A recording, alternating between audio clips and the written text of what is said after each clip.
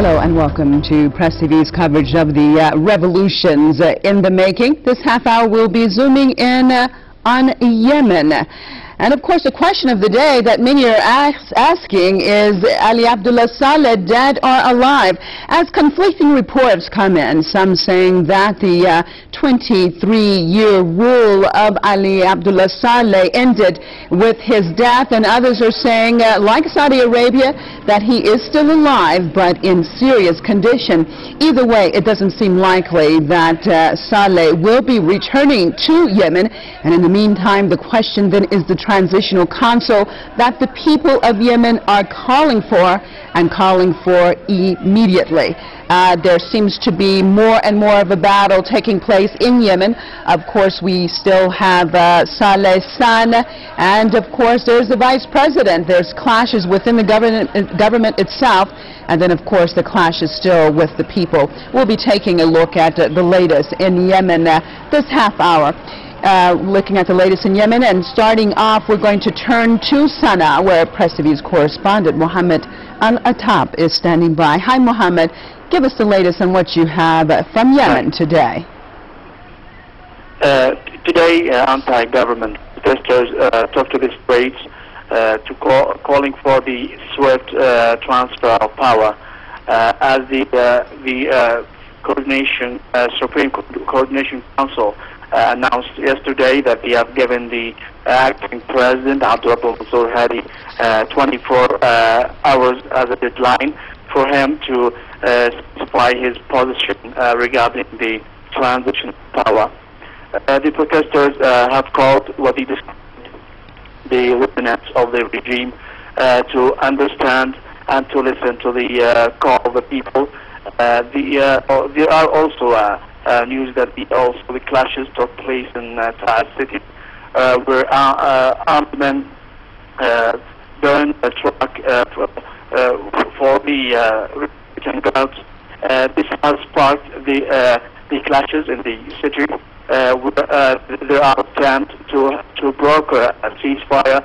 The people who are trying to broker this deal, they are trying to let the protesters demonstrate and also to return back to their previous places, and the deal calls for the Republican guards to return back to positions, as well as to remove all signs of weapons, as people are now, there are tribesmen from both sides are carrying weapons, and also raging attacks between the Republican guards and the tribesmen who are supporting the protesters.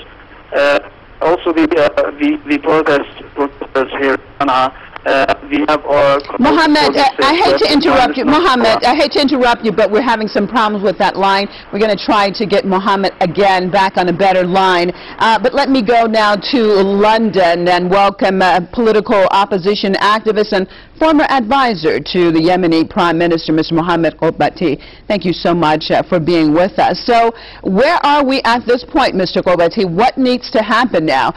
There seems to be very close to a situation turning into really a civil war. What has to happen at this point for the people to get what they want in that transitional council immediately?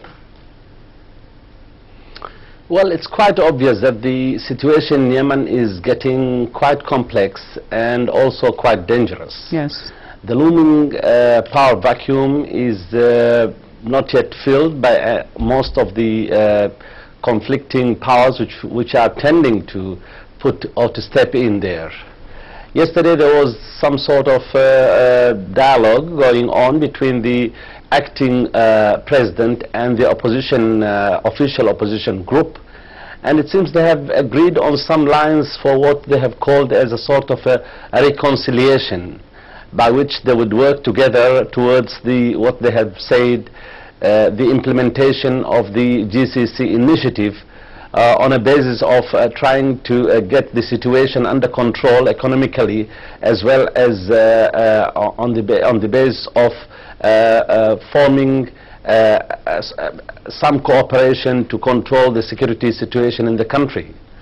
But on the other hand, we see that the youth are getting quite impatient they have given the acting president 24 hours ultimatum, saying that if nothing proceeds towards the implementation of a viable and credible political settlement, then they are going forward with their idea of forming a transitional presidential council, which will take over, as they say, and it will start forming a coalition government, or a broad-based coalition government to take over the control of the country.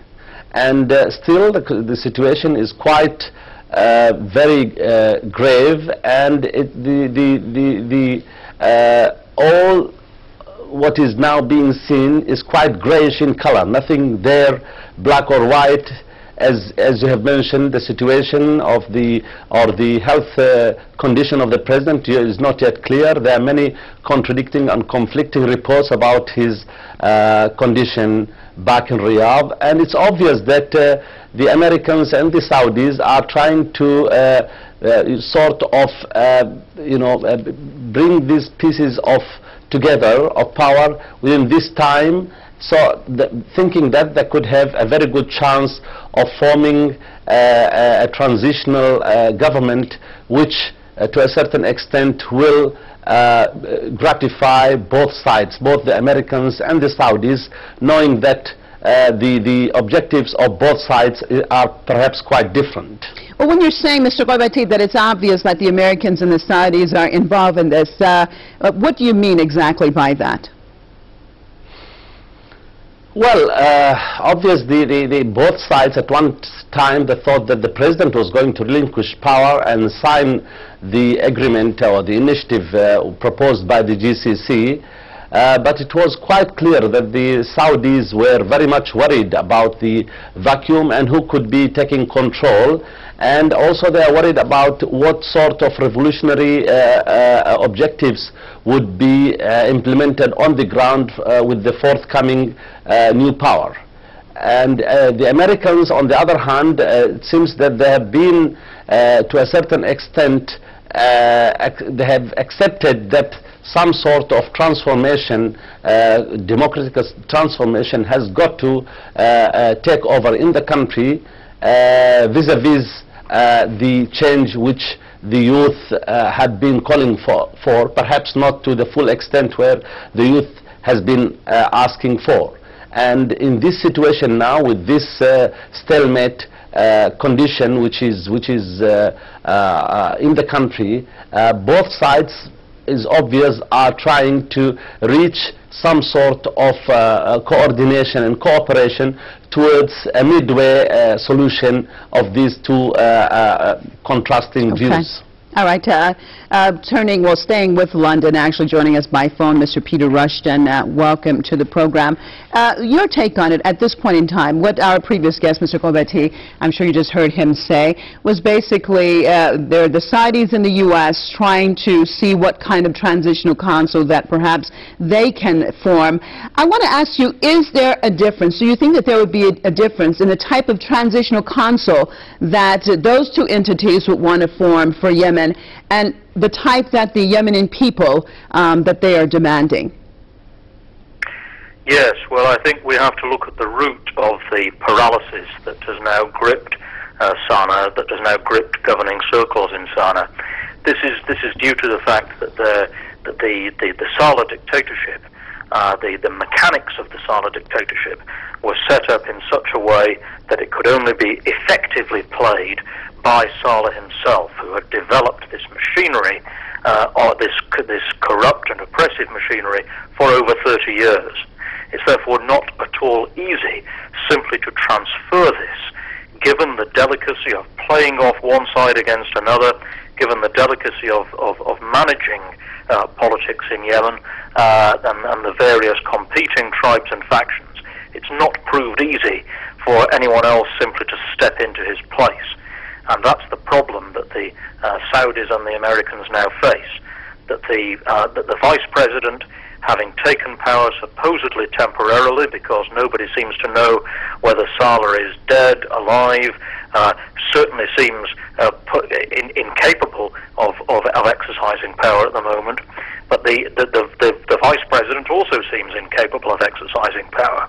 Hence the difficulty for the Americans and the Saudis, because it's one thing, as the American press has been reporting over the last 48 hours, it's one thing to seek to impose American authority via high-tech weaponry, which is what they've been saying over the past 48 hours, that the CIA will be sending all this high-tech weaponry down to suppress rebellions and to suppress Al-Qaeda. It's quite another doing the actual business of having one's hands on the levers of real power and exercising day-to-day control over the politics of the country. You can't do that from high-tech CIA weaponry. You have to be able to do that through the types of political management that the Americans would once have been able to accomplish in all of their various target areas around the world. But in recent years, and most certainly in recent months in Yemen, we've seen the CIA, the White House, the various proxies of the CIA and the White House incapable of exercising the type of effective power that they would once have been able to do. President Obama has recently sent over his counter-terrorism advisor, John Brennan, who has extensive experience of the region because he was the man on the ground as the CIA's man in Riyadh, handling all of these proxy arrangements right across the region, and particularly in Yemen, where they'd had this special relationship with Sana as their instrument of repression for more than 30 years. They've sent him over there to have all these various meetings, but he's been there, he's been trying to hold all these meetings and trying to put something together. There's no evidence so far of a viable transition being put in place. Are you saying that throughout this time, because this has been going on several months now, that the CIA or that the U.S. was not able to come up with an effective substitute, let us say, a proxy basically working for them as Saleh did? They were not able to come up with anyone yet? That's right, and I think that's partly because events had taken their own course. A political momentum had built up behind the revolutionary youth on the streets of Yemen that meant things were slipping out of American control, and also simply the fact that because of the events elsewhere in the region and elsewhere around the world, the White House, the CIA and their various proxies no longer carry the same weight in the world that they once carried. Even Saleh himself no longer automatically jumped to the American call to step aside when it was clear that, having once been an effective instrument, he was now actually an obstacle to achieving stability in Yemen. Okay. And it's now very clear that the Vice President is simply incapable of exercising any sort of control on behalf of the traditional masters of the Yemeni regime. Okay, now, Mr. Qubaty, you talked about the 24-hour ultimatum that the youth had basically given the government. What do you see as the most likely scenario if basically this does not happen, the youth do not get what they are demanding? Are they going to be able themselves to actually form a transitional council? Or tell me, what do you think is the likely situation to happen? I think with this stalemate and the youths trying to push to form a transitional presidential council, perhaps it's better for the Yemen's friends, either the regional partners or international partners, to get the message. Yemenis and Yemen and its partners have got to let Yemen and allow Yemen to try and actually experiment or learn how to govern Yemen through institutions. Well, let's look at not governing Yemen. Let me just jump in right here and get a little bit clarification what you're saying. Who would you say, which countries would you say right now then, as you call them, Yemen's partners right now at this point in time? Which countries are you referring to? Well, at least I meant in general the so-called group of the Friends of Yemen, and constitutes nearly 23 different countries which were formed here in England 18 months ago. But the top of them are the United States and Saudi Arabia. How to allow Yemenis to learn to rule Yemen via institutions, not through sort of strong personalities. This is, I think, their biggest stumble, you know, because they are looking for somebody who can control Yemen, and there's nobody like that who can control now Yemen like Ali Abdullah Saleh. It's the only way forward is through forming institutions and through allowing institutions to govern the country. And this is what actually the youths are asking for now. They are asking for a presidential interim council which could rule the country and which could establish the way forward through a universal and comprehensive national dialogue involving all sectors of the opposition, whereby a new constitution can be framed so to pave the way for a democratic and secular Yemen. And this is, I think, the thing which perhaps the Saudis till now have not yet agreed upon, and the Americans are sort of dragging their feet in spite of their knowledge and their agreement since long time ago. You know, if you go back to September last year, on the sidelines of the general meetings of the General Assembly in New York, the Friends of Yemen came out with this communique saying that the way forward for Yemen is through a comprehensive national dialogue. That sort of dialogue is not being looked for now. On the contrary, they are trying to look for some strong personality or strong personalities to rule Yemen. And this will not fund it. Okay, Mr. Qubaty, how optimistic are you when you're talking about, for example, Saudi Arabia, when they have a similar situation inside of their own country where the democratic process is unknown and there are not basically we're talking about a strong man ruling. We have a king, they're a monarchy. So what expectations, are your expectations realistic when coming to Saudi Arabia as far as their perspective about Yemen and a new Yemen coming from their perspective? I know the question of Yemen, I mean, having a chance to go forward is to a certain extent being hindered by the economical situation in Yemen. And we know that the economical situation and the need for economical help would be a sort of a yardstick or an important player by the regional and international powers to help Yemen. Okay. But again, we have got to strike a balance between those two options. Helping Yemen economically doesn't mean that to impose on it a different way forward from what the youths have been looking forward. Okay. We have got to strike a balance between these two let me get Mr. Russian back. Let me get Mr. Russian back in on that. What about that, Mr. Russian? Helping Yemen go forward means a balance. It does not mean basically trying to impose another country's perspective on that country. How likely is the United States? How likely are they to go with that perspective? Well, I think one of the big problems from the US side of this is that although the revolutionary youth in Yemen have shown remarkable political maturity during this whole process, and that has been the great sign of hope so far as Yemen is concerned, the Americans have been so committed over the decades to this alternative approach of quite the opposite of trusting democratic institutions. The Americans have been committed to a strategy of using strongmen dictators as their enforcers in various countries of the region, and never more so than in Saudi Arabia itself, where they've been committed to using a corrupt autocracy which is itself now gripped by fear, gripped by political paralysis.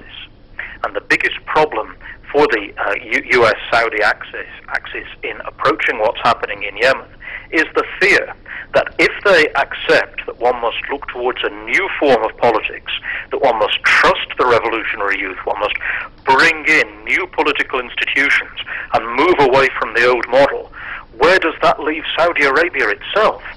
Where the Saudi power structure has never looked more weak, has never looked more in danger of being toppled, where the people, the actual individuals at the top of the Saudi power structure are physically and mentally incapable of running that country, and so many people in Saudi would look to progress in Yemen not in the way that one might expect, as saying, let us look towards progressive alternatives, let us look towards building new institutions with cooperation with these increasingly sensible and politically mature youth movements, but they would actually fear that, because they would fear the example of it as far as their own country is concerned.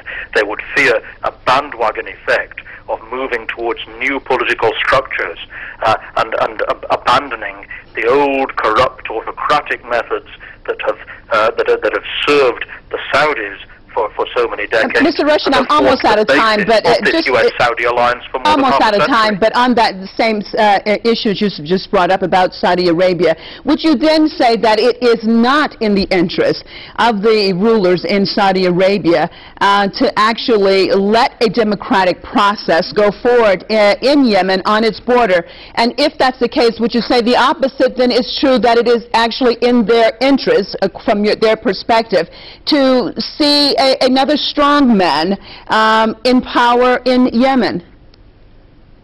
Well, I think you put your finger on it there. This is part of the reason why the Saudis are caught in this paralysis as to what their interests are. Because on the one hand, as I was saying a moment ago, they don't want to see democratic reform because they fear what would happen within their own borders.